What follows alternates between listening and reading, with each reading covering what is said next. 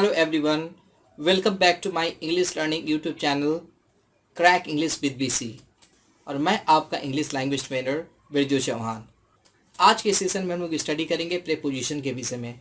उसमें देखेंगे the concept of preposition, एक प्रीपोजिशन का कॉन्सेप्ट क्या होता है, उसके बाद देखेंगे लिस्ट ऑफ प्रीपोजिशंस, प्रीपोजिशन की लिस्ट क्या होती है, और सबसे फाइनली देखेंगे फैक्ट्स अबाउट प्रीपोजिशंस। यानी प्रीपोजिशन के विषय में हम लोग कुछ फैक्ट्स को जानेंगे जिससे आपको प्रीपोजिशन को सीखने में काफ़ी आसानी होगी। तो चलिए शुरू करते हैं। द कॉन्सेप्ट ऑफ प्रीपोजिशन, आखिर प्रीपोजिशन है क्या? The word preposition is formed of the two parts. Number one, pre meaning before, और second position meaning placement. So preposition means something that is placed before. तो कहने का अर्थ ये है कि प्रीपोजिशन दो शब्दों से बना हुआ है। नंबर वन है प्री, और प्री का मतलब होता है बिफोर, और नंबर टू है पोजीशन, यानी जिसका अर्थ होता है प्लेसमेंट। और यदि शॉर्ट में कहा जाए तो एक ऐसा शब्द जिसे किसी के पहले रखा जाता है। तो अब हम लोग देखते हैं कि एग्जैक्टली प्रीपोजिशन है क्या। Grammatically a preposition is a word which is placed before a noun or pronoun to show its relation with other parts of a sentence। Grammatically देखा जाए तो प्रीपोजिशन एक ऐसा शब्द होता है, यानी एक ऐसा पार्ट ऑफ स्पीच होता है जिसे हम लोग नाउन या प्रोनाउन के पहले रखते हैं ताकि उस नाउन या प्रोनाउन का रिलेशनशिप हम लोग वाक्य के दूसरे भाग से दिखा सकें। दूसरे शब्दों में कहा जाए तो यह रिलेशन को शो करने वाला शब्द है जो किसी नाउन या प्रोनाउन का रिलेशनशिप वाक्य के दूसरे पार्ट से दर्शाता है। चलिए इसे एग्जाम्पल से देखते हैं। There is a book dash the chair.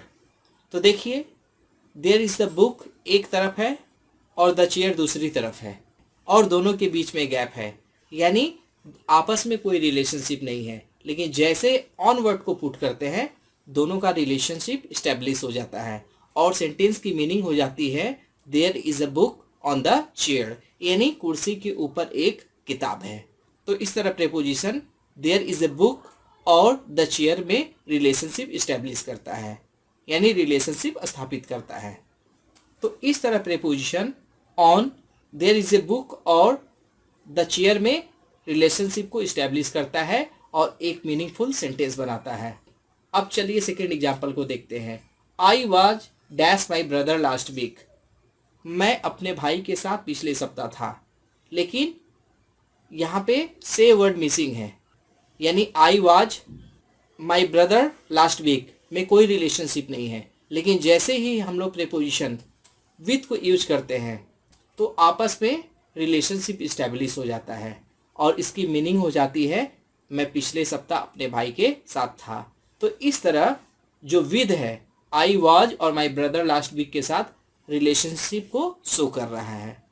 Dear friends, हम लोग फाइनली कह सकते हैं प्रीपोजिशन एक रिलेशनशिप बिल्डिंग वर्ड है जिसका प्रयोग हम लोग नाउन या प्रोनाउन के पहले करके इसका रिलेशनशिप हम लोग वाक्य के बाद बाकी से स्थापित यानी इस्टेब्लिश करते हैं। अब चलिए देखते हैं लिस्ट ऑफ प्रीपोजिशंस। आखिर कौन कौन से प्रीपोजिशन इंग्लिश लैंग्वेज में हैं। In the English language there are about 150 preposition. The most important of them are. ऐसे देखा जाए तो इंग्लिश में करीबन 150 प्रीपोजिशंस है, लेकिन सारे के सारे हमारे यूज में नहीं आते। इस वजह से मैंने सबसे मोस्ट इम्पॉर्टेंट प्रीपोजिशन की एक एग्जॉस्टिव लिस्ट आपके सामने रखी है। देखिए, abroad, about, above, absent, down, during, except, excepting, ये एक लिस्ट है। और एक लिस्ट और है जैसे failing, following, for, saving, touching, pending, worth. तो इस तरह हम लोगों के पास प्रीपोजिशन की एक एग्जॉस्टिव लिस्ट है। और आने वाले वीडियोस में मैं हर एक प्रीपोजिशन पे एक वीडियो बनाऊंगा और जिसमें उसके कॉन्सेप्ट्स को दूंगा, यूजेस को दूंगा, एग्जांपल्स को दूंगा और उनमें एक्सरसाइजेस भी रहेंगे। तो आप समझ सकते हैं कि जो प्रीपोजिशन का जो टॉपिक है यह बहुत बड़ा टॉपिक है और इंग्लिश में प्रीपोजिशन वाले ही टॉपिक को सबसे डिफिकल्ट टॉपिक में काउंट किया जाता है क्योंकि इसके यूजेस में बहुत सारे डाउट्स रहते हैं। चलिए अब हम लोग आगे बढ़ते हैं। Facts about preposition. अब हम लोग प्रीपोजिशन के विषय में कुछ फैक्ट्स को जानेंगे, जिसके सहायता से हम लोग प्रीपोजिशन को आने वाले दिनों में और बेहतर तरीके से सीख सकते हैं। Number 1, a preposition is always followed by a noun और इट्स इक्विवेलेंट। एक प्रीपोजिशन के बाद हमेशा कोई नाउन आता है या नाउन के बराबर कोई पार्ट्स ऑफ स्पीच आता है। चलिए इसे एग्जाम्पल से देखते हैं। With pens, behind him, before writing, for the blind. तो हम लोग देख सकते हैं विथ के बाद पेन्स आया है और पेन एक नाउन है। उसी तरह सेकेंड एग्जाम्पल में बिहाइंड के बाद हिम आया है और हिम एक प्रोनाउन है। उसी तरह बिफोर के बाद राइटिंग आया है और राइटिंग एक जिरंड है। उसी तरह फॉर के बाद द ब्लाइंड आया है और द ब्लाइंड एक एडजेक्टिव है। अब हम लोग सेकेंड फैक्ट को देखते हैं। Only an objective case of A pronoun is used after a preposition. कहने का अर्थ ये है कि प्रीपोजिशन के बाद यदि कोई प्रोनाउन आता है तो उसका ऑब्जेक्टिव केस ही उसके बाद यूज किया जाएगा। यदि हम लोग सब्जेक्टिव केस को यूज करते हैं या किसी दूसरे केस को यूज करते हैं तो यह यूज गलत मानी जाएगी। तो चलिए इसे एग्जाम्पल से क्लियर करते हैं। I have no faith in her. तो हम लोग देख सकते हैं कि यहाँ पे इन प्रीपोजिशन है और इन के बाद हर आया है और हर एक ऑब्जेक्टिव केस है। अब हम लोग दूसरे एग्जाम्पल को देखते हैं। Stand between Raj and me. तो यहाँ पे देखिए बिटवीन के बाद राज आया है। राज एक नाम है तो वह सब्जेक्टिव केस भी हो सकता है और ऑब्जेक्टिव केस भी हो सकता है, लेकिन उसके बाद एंड है, एंड के बाद मी है और मी आई का ऑब्जेक्टिव केस है। तो इस तरह इन दोनों सेंटेंसेस में प्रीपोजिशन के बाद ऑब्जेक्टिव केस हर और मी का यूज किया गया है। तो ये दोनों के दोनों सेंटेंस करेक्ट है। अब हम लोग देखते हैं कौन कौन से वर्ड्स ऑब्जेक्टिव केस में हो सकते हैं। Me, us, you, her, him, them, it, name, place और थिंग, इन सभी को हम लोग ऑब्जेक्टिव केस पे यूज कर सकते हैं। अब चलिए नंबर थर्ड फैक्ट को देखते हैं। If two words are joined by a conjunction or and, different preposition can be used with them if necessary. कहने का अर्थ ये है कि यदि हम लोग दो वर्ड्स को कंजंक्शन और या एंड से जोड़ते हैं और दोनों वर्ड्स के साथ अलग अलग प्रीपोजिशन का यूज होता है तो हम लोग अलग अलग प्रीपोजिशन का ही यूज करेंगे। केवल सेकेंड के साथ हम लोग एक प्रीपोजिशन यूज करके हम लोग उसे सेंटेंस में यूज नहीं करेंगे, नहीं तो वह सेंटेंस गलत हो जाएगा। चलिए इसे हम लोग एग्जाम्पल से देखते हैं। In water and on land, desirous of and loving to. तो देखिए हमारे पास दो फ्रेजेस हैं और इसमें 4 वर्ड्स हैं। पहला है वाटर, वाटर के साथ हम लोग इन का यूज करते हैं और लैंड के साथ ऑन का यूज करते हैं। तो यह फ्रेज सही है। यदि हम बोलते हैं कि इन वाटर एंड लैंड तो यह गलत हो जाता है, क्योंकि वाटर के साथ इन प्रीपोजिशन लगता है और लैंड के साथ ऑन प्रीपोजिशन लगता है, तो हम केवल एक प्रीपोजिशन इनसे काम नहीं चला सकते हैं। उसी तरह डिजायरस के बाद ऑफ लगता है और लविंग के बाद टू लगता है। और यदि हम सोचते हैं कि केवल सेकेंड वाले के साथ यानी लविंग के साथ टू का यूज करके हम लोग काम चला लें तो ये सेंटेंस बिल्कुल गलत होगा। अब चलिए एक एग्जाम्पल सेंटेंस में देखते हैं।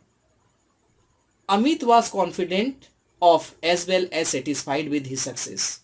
अमित अपने सक्सेस को लेकर कॉन्फिडेंट था और अपने सक्सेस से सेटिस्फाइड था। तो यहाँ पे हम लोग देख सकते हैं कि कॉन्फिडेंट के साथ अलग प्रीपोजिशन का यूज किया गया है और सेटिस्फाइड के साथ अलग प्रीपोजिशन का यूज किया गया है। तो यह यूजेज बिल्कुल सही है, क्योंकि कॉन्फिडेंट के बाद प्रीपोजिशन ऑफ लगता है और सेटिस्फाइड के बाद प्रीपोजिशन विद लगता है। और यदि हम लोग केवल सेकेंड वर्ड सेटिस्फाइड के साथ विद का प्रयोग करके छोड़ देते तो ये सेंटेंस गलत हो जाता है। अब चलिए फैक्ट 4 को देखते हैं। A prepositional phrase can work like an adjective or adverb. कहने का अर्थ यह है कि एक प्रीपोजिशनल फ्रेज एडजेक्टिव या एडवर्ब के रूप में काम कर सकता है और इन केसेस में हम लोगों को हाउ, व्हेन, व्हाई और वेयर का आंसर मिलेगा। और हम लोग एक चीज़ यहाँ ध्यान रखें कि जो एडजेक्टिव होता है वह नाउन या प्रोनाउन को मॉडिफाई करता है, तो इसलिए हमें जो जवाब मिलेगा वह जवाब होगा हाउ, हाउ मच और हाउ मेनी का। और जो एडवर्ब है वह एडजेक्टिव, वर्ब या दूसरे एडवर्ब को मॉडिफाई करता है तो वहाँ पे हमें जवाब एडजेक्टिव, वर्ब और एडवर्ब से रिलेटेड मिलेगा, यानी हाउ, व्हेन, व्हाई और वेयर का जवाब मिलेगा। तो चलिए इसे एग्जाम्पल से देखते हैं। A person with a ticket can enter the hall. एक व्यक्ति जिसके पास टिकट है वह हॉल में एंटर कर सकता है। तो कैसा व्यक्ति एंटर कर सकता है, यानी टिकट वाला। तो यहाँ पे विद अ टिकट एक प्रेपोजिशनल फ्रेज है जो एडजेक्टिव का काम कर रहा है, यानी कैसा व्यक्ति, टिकट वाला व्यक्ति। अब दूसरे एग्जाम्पल को देखते हैं। She will go by bus. वह बस द्वारा जाएगी। तो देखिए कैसे जाएगी, बस के द्वारा। तो यहाँ पे बस जाने को मॉडिफाई कर रहा है, यानी वर्ब को मॉडिफाई कर रहा है, इसलिए यह प्रीपोजिशनल फ्रेज एक एडवर्ब का काम कर रहा है।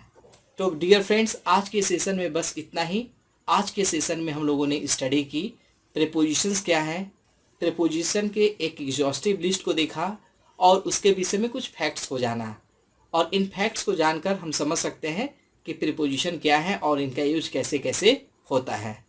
यदि आपको वीडियो अच्छी लगी तो इसे लाइक कीजिए, शेयर कीजिए और मेरे channel crack English with BC को सब्सक्राइब कीजिए और बेल आइकन को ज़रूर पुश करें ताकि मेरी आने वाली हर वीडियो का नोटिफिकेशन आपको मिलता रहे। और मेरे वीडियो में आखिर तक बने रहने के लिए थैंक यू वेरी मच।